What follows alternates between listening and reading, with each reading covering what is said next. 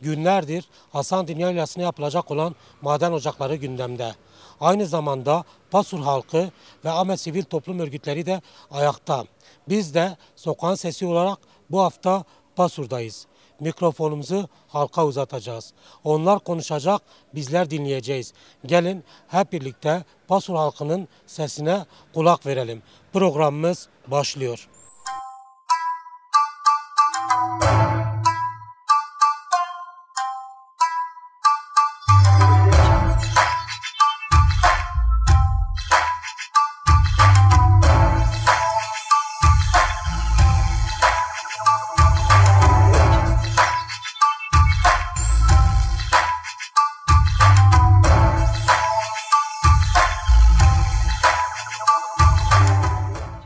Birkaç yıl önce HES yapıldı, suyunuz alındı. Şimdi Hasan Yaylası'na maden ocağı açmak istiyorlar. Bu durumu nasıl değerlendiriyorsunuz, nasıl görüyorsunuz? Bu duruma tepkiliyiz. Bu durum karşısında halk hepsi ayaktadır. Halkın karşısında devlet gücü var. Arkada kirli planlar var. Devletin kirli planları var. Bunlara karşı halk ayaktadır. Halk direniyor. Halk kabul etmiyor. Bizim HES yapıldığı zaman da hepimiz ayaktaydık ama bir türlü şeye varamadık, bir şey başaramadık. Yine yaptılar. Birilerinin şeyle HES yapıldı. Yani biz engel olamadık. Ne kadar karşı dursak da boşa gitti. Ama Hasan Yaylası için direnmemiz lazım. Halktan umudumuz odur. Herkes tepkisini dile getirsin. Kendini Hasan Yaylası'nda açılan madene karşı siper etsin. Halktan umudumuz budur. Andok, Hasan Dorşin, Kulpçay bunlar Kulp'un tarihi yerleridir. Kulp bunlarla tanınıyor. Kulp'un geliri, Kulp halkının geçim kaynağıdır. Dışarıdan gelen Kulp halkı Hasan Din'e çıkarak pikniğini yapıyor. Kulp çayına giderek pikniğini yapıyor. Çay suyuna giriyor. Balık avını yapıyordu. Ama şu anda maalesef bir canlı kalmamış Kulp çayında. HES'ten dolayı. Hasan Yaylası da aynı şekilde Kulplar için bir gelir kaynağı. Halk yaylaya gidiyor, arıcılık yapıyor, hayvancılık yapıyor. Eğer maden ocağı açılırsa Kulp halkı perişan olur. Kulp halkının yaşam alanı daralır. Bu maden ocağında eli olan herkese sesleniyoruz. Ellerini çeksinler. Kulp doğasında Kulp halkının yakasından ellerini çeksinler. O kirli ellerini Kulp halkına zarar vermesinler. Bu büyük bir soykırımdır. Aynı zamanda talandır. Doğanın, hayvanların, canlıların katledilmesi demektir. Biz o kirli ellerin Kulp halkının üzerinden çekilmesini istiyoruz.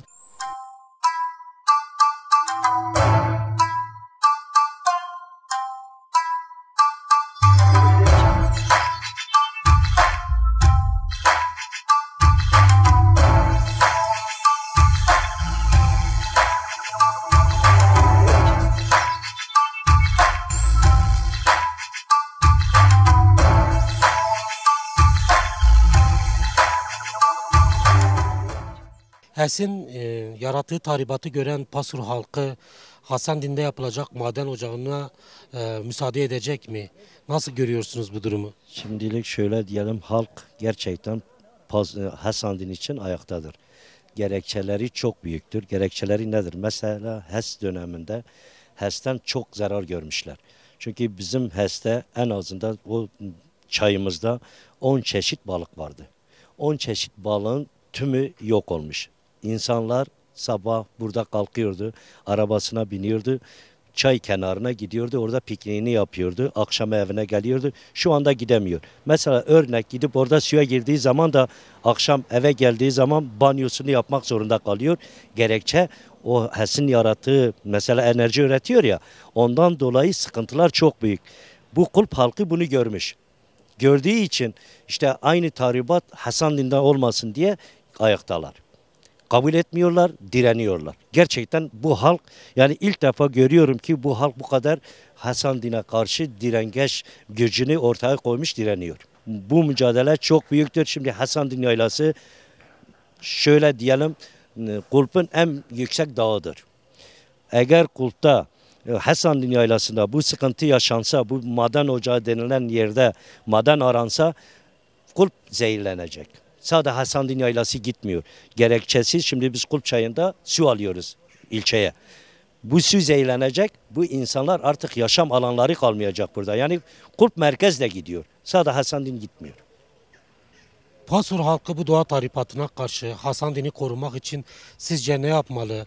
Pasur halkıyla dayanışma göstermek isteyen diğer yurttaşlara nasıl bir öneride bulunabilirsiniz? Şimdi şöyle bir durum var. Biz Pasur halkına çağrımız budur. Biz kendimiz için bir şey söylemiyoruz. Bu halk için söylüyoruz. Pasur halkı kendi görevini yapacak. Biz bundan eminiz, hiç kuşkumuz yok. Gerekirse oraya maden aramaya çıkıldığı zaman, çalışmalar olduğu zaman çadırlarımızı kurarız. Biz kendimiz gideriz, o araçların önünde durarız. Çünkü bizi öldürsünler, mesele değil. Biz gideriz, bizim çocuklarımız yaşayacak. Yani Kulp'ta yaşamı bırakmayacaklar, yaşam bitecek. Orada şimdi o işi maden çalışmasını yapan arkadaş Kulpludur. Lütfen o arkadaşlara sesleniyorum. Bu halka, yani kendi çıkar menfaatleri için bu halkın şeylerine oynamasınlar. Bu halkı siz söyleyin, yani ne diyeyim, halkın sıkıntılarını görsünler. Yani sonuçta burada 30-40 bin insan yaşıyor bu ilçede. Örnek diyelim bizim köylerimizi, ben örnek, şimdi benim arılarım var, Hasanlı yaylasındadır. Ben arıcıyım kendim. Hasanlı yaylasında benim arılarım var. Yani biz o zaman o bitkiler bitecek. Bizim yaşam alanımız daralacak. Biz yaşama alanımızda sıkıntılar olacak. Yani biz ekonomi olarak çökeceğiz. Hem ekonomi olarak gidiyoruz hem de siz söyleyin sıkıntılar maddi manevi diyorlar ya. Ondan dolayı lütfen o arkadaşlara sesleniyorum. O arkadaşlar bu halka bu zulmü etmesinler. Birkaç yıl önce Pasur'a HES yapıldı. Evet. Şimdi de Hasanlı Yaylası'nda maden ocağı açılmak isteniyor. Evet. Bu durumu nasıl değerlendiriyorsunuz? Valla bu durumu insanlarımızın HES'in oluşumundaki süreçte insanlarımızın biraz daha yetersiz, bilinçsiz, yani duyarsız olduğunu düşünüyorum. O dönemin şartlarındaki, yerel yönetimdeki insanlarımızın da biraz paydaşlıktan yana olduklarını gördük. Şimdi o eksikliği biz Hasanlı'da yaşamak istemiyoruz. O duyarlılığı Hasanlı'da daha farklı bir güçle şu an insanlarımız sergiliyor. HES'teki zararları şu an insanlarımız görüyor. İçme suyuydu, içeceğimiz suydu, kaynak sularımızdı. HES'in oluşumundan sonra balık bile yetişmiyor. Yani o suyu bile içemiyorsun. Yani içme değil, insanlar, çoluk çocuğumuzu götürüp o suda yüzdüremiyoruz. Sosyal alan olarak da değerlendiremiyoruz. Onun için Hasanlı bölgemizi yani yedirmemeye çalışacağız. Yani 3-5 tane maden tüccarına inşallah bırakmayacağız. Bugün madenin bana bir faydası yok. Yani HES'in bana bir faydası yok. Yani zaten ilk HES'i kurdukları zaman insanları kandırdılar. Dediler ki biz bu HES'i burada yapıyoruz. Enerjinin %50'sini biz Kulp'a hibe edeceğiz, bedava vereceğiz diye. Öyle insanlarımız da biraz zayıftı o konuda. Yoksa HES'e de müsaade etmezdi bizim insanlarımız. Yanlış bir politika. Yani bizim doğamızdan elinizi çekin diyoruz. HES'le daha önce tarihi, Pasur'a ait tarihi yerler, birçok şey sular altında kaldı. Şimdi maden ocağıyla yok edilmek isteniyor. Tabii. Buradaki amaç, buradaki doğanın tahribatı, buradaki kültürün yok edilmesi sizce neyi amaçlıyor? Ya aslında çok şey amaçlıyor da şimdi o detaylara fazla ilmenin de bir anlamı yok. Biz doğacıyız. Doğamızı seviyoruz. Şunu söylemek istiyorum doğamıza el uzatan insanlara. Elinizi çekin. Yani bizim Pasur'dan, doğamızdan elinizi çekin yani. Biz karşınızda duracağız. Müsaade etmeyeceğiz. Elinizi bizim doğamızdan çekin.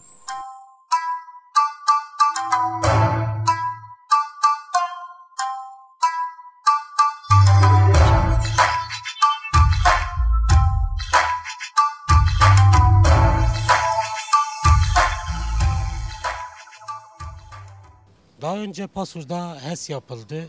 Evet. Şimdi de Hasan Din Yaylası'nda maden ocağı kurulacağı söyleniyor. Evet. Bu konu hakkında ne söylemek istersiniz? Efendim daha önce geçmişte termik santral burada yapıldı. Termik santral yapıldığı zaman Kulp halkı, Kulp insanımız bu konuyla ilgili yeterli bir bilgiye sahip değildi. O dönemde sivil toplum örgütleri olsun, Kulp'ta belli bir kesim yani kötülü insanlarımız olsun. Bununla ilgili hani sonuçlar ne olacağı, doğadaki tahribatı, elimizde temel ihtiyaç olan su kaynağımızın elimizden gideceğini bunları bize söylemişlerdi, dile getirdiler. Ve gerçekten bugün bakıyoruz Kulp'un 4 tarafı sularla çevrili olmasına rağmen temel ihtiyaç olan biz su ihtiyacımızı göremiyoruz. Yazın oluyor sularımız yetersiz kesik kesik geliyor. Kışın oluyor suyun tam kaynak noktasına getirmediklerinden dolayı yağışlı dönemlerde sularımız çamurlu geliyor. Peki su ihtiyacınızı nasıl karşılıyorsunuz bu şekilde? Genelde su faturasını ödüyoruz ama gidip marketlerden parayla su alıyoruz. Gidip çeşmelerimizde işte 3-4 bidonla su getirip bir 3-4 günlük bu şekilde devir daim ihtiyacımızı gideriyoruz. Şimdi bu Hasan Din Yaylası da aynı şekilde ileriki zamanda büyük tahribatlar açacak. Yani şu an niye özellikle Kulp ilçesinde bu yapılıyor ki yapmak isteyen insanlar da Kulp'taki insanların yani tahminimce hani böyle kültürsüz, bilinçsiz bir halk olduğunu düşündüklerinden dolayı özellikle bizim ilçemizde bunu yapmaya çalışıyorlar. Fakat insanlarımız bu termik santralda görmüş olduğu zararı gördükten sonra bu tür maden ocaklarına, maden şirketlerine peşkeş çekmek istemiyoruz. Şimdi ileriki süreçte ne olacak? Bu maden ocaklarına izin verildiği zaman dinamitler patlatılacak, siyanür kullanılacak, ortaya çıkacak ve bu siyanürün büyük bir zarar doğa tahribatı olacak ki hiçbir şekilde hiçbir canlı varlık yaşayamayacak. Bir kuş bile o bölgede geçemeyecek. Yapılmaması için Pasur halkı nasıl bir mücadele ortaya koyması lazım? Nasıl bir direniş göstermesi lazım? Pasur halkı, Pasur'un aydın insanlarıyla, sivil toplum örgütleriyle bu tür şirketlere mücadele etmemiz gerekiyor. Gerekirse çoluk çocuğumuzla, büyüklerimizle nöbet tutmamız gerekiyorsa nöbet tutacağız. Kesinlikle peşkeş çekmeyeceğiz. Burası kimsenin babasının malı değil. Dışarıda bir adam gelecek burada ilçemizi talan edecek, insansızlaştıracak. Büyük zararlar göreceğiz. Çocuklarımız hastalık görecek, biz hastalanacağız. Kesinlikle biz bunu istemiyoruz. Halkımız da, halk da, bilinçli kötülü insanlar, sivil toplum örgütleri Kulp halkına destek vermelerine istiyoruz. Burada çağrım kendilerinedir. Bir iki şirketin para kazanacağı ve ekokrim yapacağı maden ocakları sahiplerine buradan son olarak bir çağrınız, bir mesajınız var mı? Evet efendim var. Kesinlikle onları ilçemizden istemiyoruz. Hiçbir çalışmalarına müsaade etmeyeceğiz. Biz burada Kulp halkı olarak biz yaylamıza da sahip çıkacağız. Derelerimize de sahip çıkacağız. Ovalarımıza da sahip çıkacağız. Hiçbir şekilde cesaret edip de ilçemize girmesinler. Çoluk çocuğumuzla, büyüklerimizle, küçüklerimizle biz direneceğiz kendilerine karşı. Gerekirse taşımızla, sopamızla onları bu ilçeden kovup göndereceğiz. Sizin bir çağrınız, bir mesajınız var mı? Evet, bırakmayacağız. Çoluk çocukla gerekirse yatmayacağız. Kimseyi bu ilçeye almayacağız. Bırakmayacağız bu işin yapılmasına karşıyız. kesinlikle bir iki kişinin çıkarına bu halkı feda edemezler. Buranın doğu hayatı fec etmesinler, karşıyız. Bırakmayacağız yapılmasını.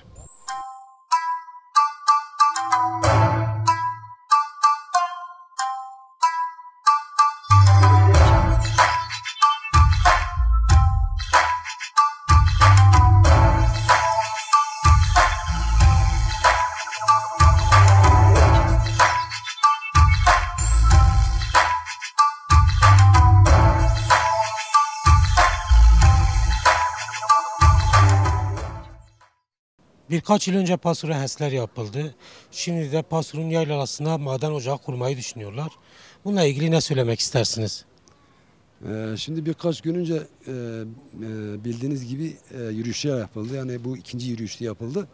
Şimdi bu maden ocakları bazı insana baktığı zaman normal ki kum ocakları gibi, taş ocakları gibi zannediyorlar. Halbuki öyle bir şey değil. Bunlar tam tersi hem doğa düşmanıdır, hem insanın sağlığını mesela yok ediyor, hem oradaki hayvancılığı bitiriyor ve buradaki insanların yaşam alanlarını hepsini gasp ediyor, zehirliyor, bitiriyor. Bunun için mesela biz şunu düşünüyoruz, biz Pasur halkının çok duyarlı bir halk olduğunu biz düşünüyoruz ki bunu ilk başlarda belki ciddiye almamış olabilirler ama şunu bilsinler ki buna benzer mesela Dersim 22 yıldır dayanıyor. 22. Doğa Festivali oldu bu sene. Bizler onlara katkıda bulunmak için her zaman katılırız. Ve bizim orada olduğumuz dönemde baktık ki bizim burada insanlar yürümeye başladı. Bu seneki festivalden bahsediyorsunuz, Dersim'de yapılan. Kastediyorum 22. festivaldi bu sene. O döndük baktık ki bizim burası da elden gidiyor. Tabii biraz da işin esprisi dedi ki ya biz buraya gelmiş zaten bizimki elden gidiyor. Şimdi bu nasıl yapılır? Dersim halkı dostlarıyla, çevresiyle, bürokratlarla, aydın insanlarla, sanatçılarla desteğini alarak her sene bunu düzenliyor. Tabii bu kulüp için de biz aynı şeyi düşünüyoruz ve Hasan Din için de aynı şey yapılabilir. Doğa Festivali düzenlenebilir. Aydınlar, kanaat önderleri gerek olsun, çevredeki dostlarından destek alınabilir. Onlar katkıda bulunabilirler ve bu şirketleri, bu baronları bu şekilde kovabiliriz buradan. 90'larda fiziki soykırıma uğrayan, yerinden zorla göç ettirilen yerlerden biri de Pasur'du. Şimdi de doğası her gün ormanları yanarak, ağaçları kesilerek, tarihi mirasları sular altında bırakılarak yok edilmek isteniyor. Sizce bu politikalarında ısrar Pasur halkını buradan göçertir mi?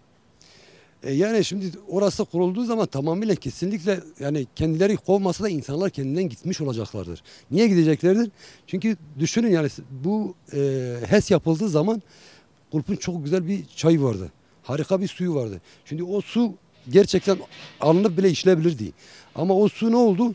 O su o zaman yürüyüşler yapıldı. İnsanlara etiket yapıştırdılar. Sadece terör etiketi yapıştırdılar diye ki insanlar karşı çıkmasınlar, amaçlarına ulaşsınlar. Tabi bu da amaçlarına ulaştılar. Yapıldı ve şu anda tekrar aynı politika gözlüyoruz, bakıyoruz ki aynı şeyler yapılmaya çalışıyor ama tabii ki buna izin verilmeyecektir. Yani bunu insanlar gerekirse mesela gidip oturabilirler orada, günlerce oturabilirler. Nöbetler tutulabilirler. Gelenleri kovabilirler yani. Bu halk yapacaktır bunu. Bu halkın gücüyle olur. Çünkü burada yaşayan insanlar yapmak zorundadır. Yani Kulp'un %50'si duyarlı kesimi birçoğu dışarıda yaşıyor ve biz onlardan destek istiyoruz. En çok bu dönemde onlara ihtiyaç vardır. Onların kesinlikle gerek medya yoluyla gerekle kendileri gelerek insanlara destek vererek burada olaylara şahit olmaları gerekiyor. Yani burada bu Pasur sadece burada yaşayan insan değil, işesi değil.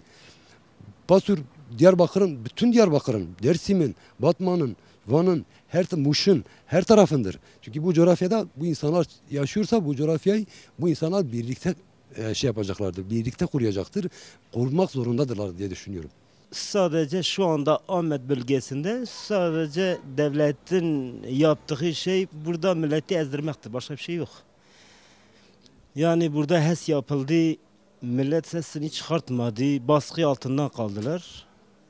O nedenle biz bak şu anda zehirleniyoruz.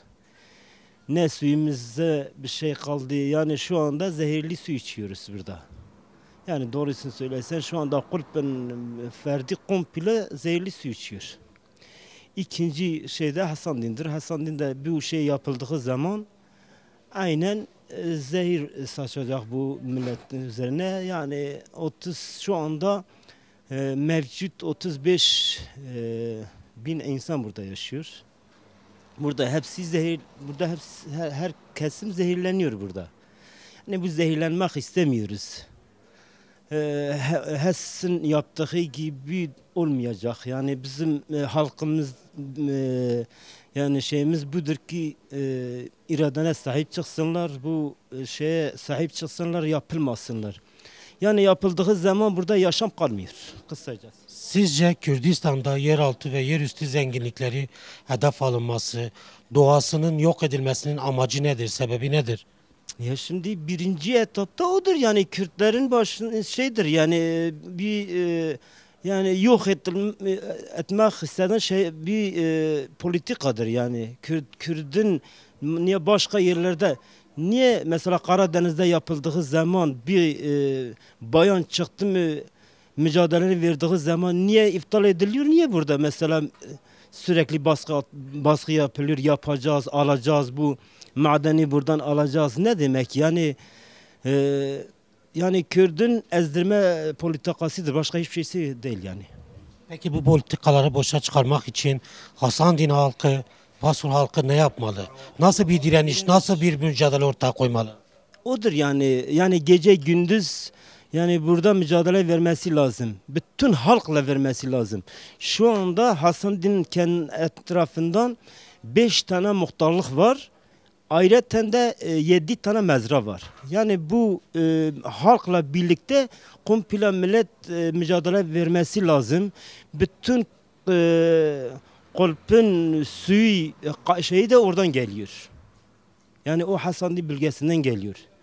Bütün su kaynakları da oradan geliyor.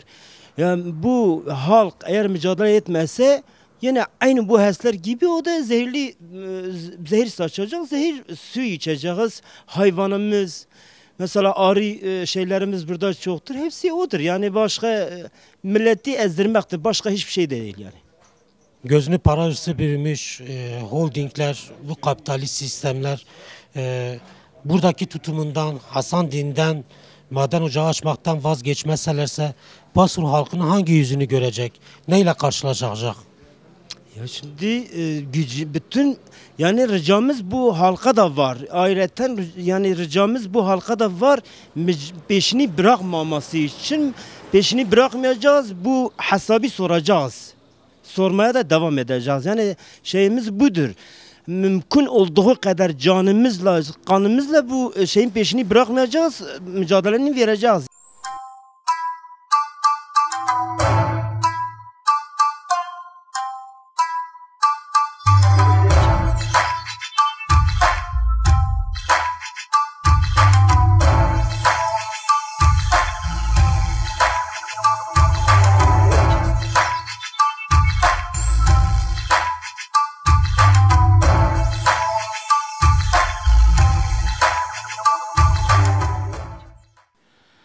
Bu dünyada eşi benzeri olmayan bir duyarsızlık var. Bu işin gerçeğidir. Yani Pasur halkı bu kadar duyarsız olmamalı. Bugün bu dere kuruldu, bak git hiç bu kadar su yok, elini atarsın. Bu çok büyük bir ayıptır. Bu insana yakışmayan tek bir şeydir. Yani sahipsiz sanki bir ülkedir. Birisi gelir, bir 10 kişi zengin olur, kocaman bir ilçeyi bu kadar insan mağdur olur. Bunlar da seyirci bugün insan kalıyorsa yazıklar olsun. Bunu diyeyim. Niye diyeceksin? Şimdi bu dağlar bizim. Bu dedemiz, sülalemiz burada yaşıyor. Suyumuz burada geliyor. Kaynağımız burada geliyor. Hayvancılık burada oluyor. Arı burada oluyor. Binlerce insan ekmeği burada sağlıyor. Peki buraya vurursa ne olur? Ya bu Pasur kalmaz. İlçe diye bir şey kalmaz. Çünkü bu kimyasaldır. Bu çocuğa zehir olur, yaşlı insana zehir olur. Bütün insanlık gider ya. İnsanlık gider. İnsanlık burada kalmaz. Yani bu pasörün zaten benim sorunum değil. Benim köyümün sorunu değil. Bir insanın sorunu değil ki. Bu kocaman bir en az 20 bin insanın sorunudur bu ya. Pasör komple halkın sorunudur. Bu herkes buna karşı çıkmalı. Bu ne olursa olsun izin vermemeli gerekir. Bunu iptal etmesi lazım. Ha bunu yapan kim? Hemşerimizdir. Eğer bu vicdanın zarra kadar vicdanı varsa bu adam bu işi yapmayacak. Sizce Ne olursa bize neye mal olursa olsun biz buna asla izin vermeyeceğiz. Hasan Din'in önemi nedir? Hasan Din'in nüfusu kaçtır? Maden kurulursa kaç bin insan bu durumdan etkilenecek? Ne tür zararlar getirecek? En az 20 bin insan bundan zarar görür. Bu bir. Hasan Din'in en önemli nedir? Dersin laylasıdır. Bunlar bu insanları yazın komple bu yaylaya gider. Suyu komple 20 bin insan bu suyu burada içiyor. Su bir kere kalmaz. Biter. İnsanlık biter ya. Git oraya hele bir gün, 5 gün git orada kal gör. Neyi biter? Her şeyi kaybederiz. Ya bizim canımız burası ya. Canımız burası. Her şeyimiz burası. Burası giderse bitti. Akıl gitti yani boş ver orası. Bunu kesinlikle izin veremeyiz ki. TAS için o zaman yapılan şey biz gereken müdahale yaptık ama gereken fazla bir müdahale yapmadık. O zaman neyin ne olduğunu bilmiyorduk. Onun şu anda acısını çekiyoruz. Ama Hasan Din Yaylası'nın maden ocağın acısını çekmeyeceğiz. Kesinlikle biz 12 köy o yaylada faydalanıyoruz. O suyundan faydalanıyoruz. Ondan sonra hayvancılığından faydalanıyoruz. Ondan sonra arıcılığından faydalanıyoruz. Doğadaki yabani hayvanlar faydalanıyor. Bu doğayı yok etmek için kesinlikle madene yol vermeyeceğiz.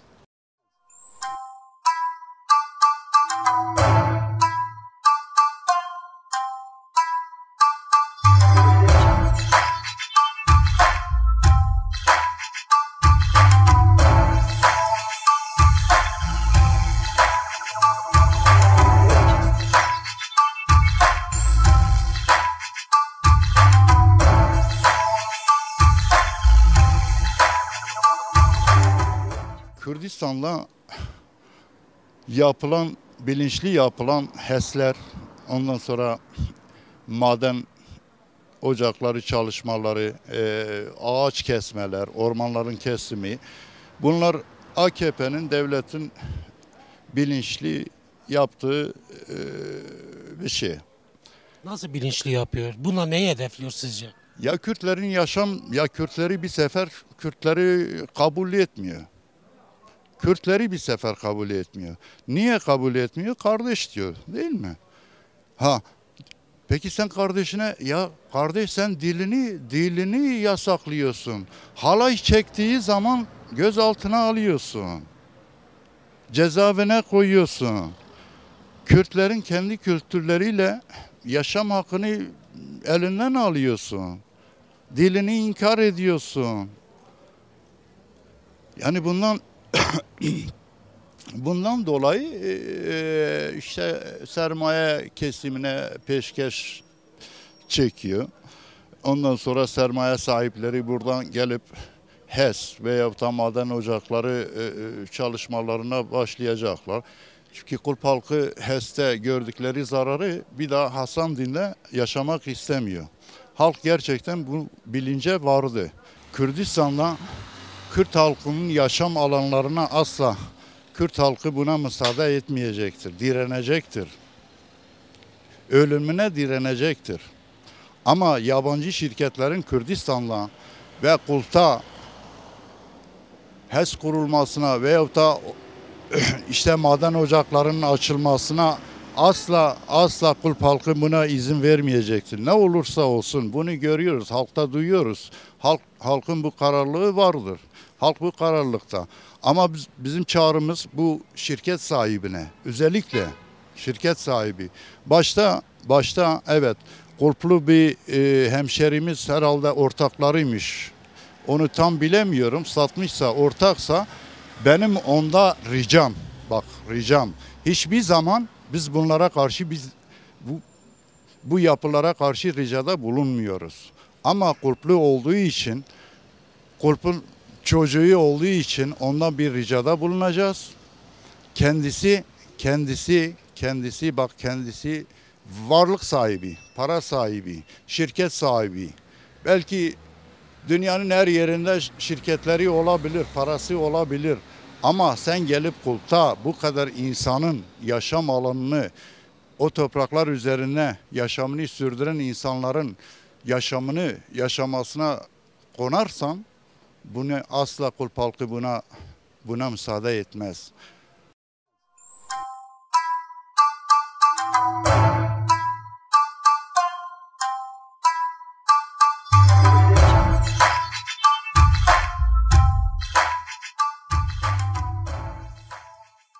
Sokağın Sesi programının sonuna geldik. Bu hafta Pasur'daydık. Gündemimizde Hasan Din'e kurulacak maden ocakları vardı. Pasur halkı bu maden ocakları ve HES'lerle yaşam alanlarının yok edildiğini görüyor. Aynı zamanda bunlara karşı mücadele içinde olacaklarını, direneceklerini dile getirdi.